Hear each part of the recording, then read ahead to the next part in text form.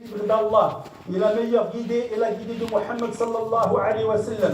Et les pires choses sont celles qui sont inventées. Et toute innovation dans la religion est une hérésie. Et toute hérésie est un égarement. Et tout égarement est dans le feu de l'enfer, qu'Allah nous en préserve.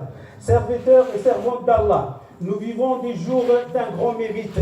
Il s'agit de 10 jours bénis, qui sont les meilleurs jours, les plus nobles et les plus grands de l'année. Allah Azza wa Jal leur a attribué les honneurs, les a élevés en rang, en jurant par ces derniers dans son livre. Allah Azza wa Jal a dit, par l'aube et par les 10 nuits. Ibn Abbas radiyallahu anhuma et d'autres ont dit à ce propos qu'il s'agit bien des 10 premiers jours du mois de Dhul Hijjah, c'est-à-dire le dernier mois de l'année de l'Hégire. Des jours immenses, serviteurs et servantes d'Allah, immenses et bénis, durant lesquels les œuvres d'obéissance sont accomplies par le croyant et la croyante. Il est donc une obligation pour les musulmans d'accorder la plus grande importance à ces jours et de les préserver avec le plus grand soin, qu'ils fassent en sorte que ces jours bénis, ces heures précieuses, ne défilent sans en tirer aucun profit et ne soient perdus. Et il regrettera alors sans que le regret ne lui soit alors utile. Il a été rapporté plus d'un hadith indiquant l'encouragement à œuvrer en bien durant les 10 premiers jours du mois de Dhul Hijjah. Le prophète sallallahu alayhi wa sallam a clairement exposé la récompense immense auprès d'Allah, réservée à quiconque accomplit de bonnes œuvres durant ces jours. L'imam al-Bukhari a rapporté d'après Ibn Abbas radiyallahu anhuma que le messager d'Allah sallallahu alayhi wa sallam a dit: il n'est pas de jour au cours desquels les œuvres pieuses sont plus aimées d'Allah que durant ces 10 jours. Les compagnons dirent: même pas l'effort dans la voie d'Allah. Il dit sallallahu alayhi wa sallam: même pas, excepté un homme qui est sorti avec ses biens et sa personne sans jamais en revenir avec rien. Et parmi les particularités qui distinguent ces 10 jours bénis de tous les autres jours de l'année, serviteurs et servantes d'Allah, il y a le fait qu'ils réunissent les adorations fondamentales telles que la prière, la zakat, le jeûne et le pèlerinage à la maison sacrée. Or, ces adorations ne s'accomplissent conjointement à aucun autre moment de l'année. Et parmi les recommandations pour le musulman durant ces 10 jours bénis figure le fait pour lui de montrer à son Seigneur sa bienfaisance. Ainsi, il lui est recommandé de se rendre tôt à la mosquée en toute quiétude, de lire la parole d'Allah et de l'évoquer, d'implorer son pardon, d'accomplir les prières obligatoires dans leur temps respectif, d'accomplir les prières surrogatoires, d'attacher une grande importance à l'évocation d'Allah Azza wa Jal par les formules de tahmid, alhamdulillah, tahlil, la ilaha illallah et takbir Allahu akbar, en vertu de l'incitation à accomplir ces œuvres mentionnées par le prophète sallallahu alayhi wa sallam dans cet autre hadith rapporté par l'imam Ahmed. Il a dit sallallahu alayhi wa sallam, il n'est pas de jour plus grand et plus aimé auprès d'Allah au cours desquels les œuvres pieuses sont accomplies que durant ces 10 jours. Multipliez donc l'évocation d'Allah par les formules suivantes de tahmid, tahlil et le takbir. Et parmi les œuvres pieuses qui sont recommandées aux musulmans figure le jeûne durant ces jours. Et surtout, ne pas manquer le jeûne du jour de Arafah, c'est-à-dire le 9e jour, le dimanche, Inch'Allah. Donc, selon Abu Qatada radiyallahu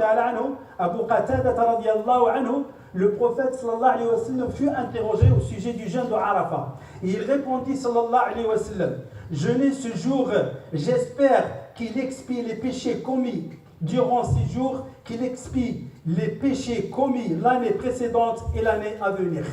Allahu Akbar. Rapporté par Muslim, il est également légiféré pour le musulman durant ces jours de faire toutes sortes d'aumônes, de se montrer bienfaisant, d'entretenir les liens de parenté et d'être bon dans tous les sens du terme. Il en est de même concernant le sacrifice de la bête le jour de l'Aïd, qui est le 10e jour, le lundi, Inch'Allah, en vue de se rapprocher d'Allah et d'obtenir sa récompense, bien sûr. Serviteurs et servantes d'Allah, craignez Allah et sachez qu'Allah vous préserve, que le pèlerinage est une obligation parmi les obligations de l'islam et qu'il constitue un de ses piliers. Le messager d'Allah sallallahu alayhi wa sallam a dit: l'islam est basé sur 5 piliers. Le témoignage que nul n'est en droit d'être adoré si ce n'est Allah et que Muhammad est son messager. L'accomplissement de la prière, le don de la zakat, l'observation du jeûne du mois de Ramadan et le pèlerinage. Il s'agit donc d'une obligation pour le musulman, homme ou femme, au moins une fois dans sa vie, D'où il est impératif pour quiconque n'a pas encore accompli cette obligation de se hâter à l'observer et de demander à Allah subhanahu wa ta'ala de lui permettre et de lui faciliter, car nul d'entre nous ne sait ce qui peut lui réserver l'avenir. Sachez qu'un pèlerinage pieusement accompli n'a d'autre récompense que le paradis, et quiconque accomplit le hajj, un pèlerinage, sans commettre d'actes impudiques ni de péché, revient comme le jour où sa mère l'a mis au monde. Nous implorons Allah d'user de nous dans son obéissance et tout ce qui nous rapproche de lui et de nous réformer et de nous guider vers lui sur le droit chemin. Amin, amin. Inna Allah wa malaikatu yusalluna ala al-nabi. Ya ayyuhalladhina amanu sallu alayhi wa sallimu taslima. Allahumma salli ala Muhammadin wa ala ali Muhammad kama sallaita ala Ibrahim wa ala ali Ibrahim wa barik ala Muhammadin wa ala ali Muhammad kama barakta ala Ibrahim wa ala ali Ibrahim fil alamin innaka Hamidun Majid. Allahumma ijma'na alayka wa farraqna alayk. Ij'al jam'ana hadha jam'an mubarakan marhuma وتفرقنا منه تفرقا سالما ومن الشر معصوما ولا تجعل فينا ولا منا ولا معنا شقيا ولا محروما ولا معذبا بالنار يا عزيز يا غفار. اللهم انصر الاسلام والمسلمين. اعز اللهم الاسلام والمسلمين. اجعل كلمتك هي العليا الى يوم الدين. اللهم من ارادنا والاسلام والمسلمين بخير فوفقه يا رب لكل خير، ومن ارادنا والاسلام والمسلمين بسوء ولم تكتب له الهدايه